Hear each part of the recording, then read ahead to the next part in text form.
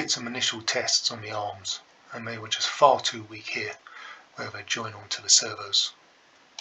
They also didn't hold the servo particularly well, because I'd really tried to avoid supports.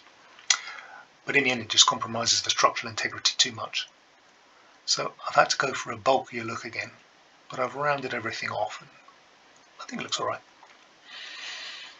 Lots and lots of potential mounting holes up here, real Swiss cheese kind of affair. But we're going to mount cameras, sensors, anything, very easily.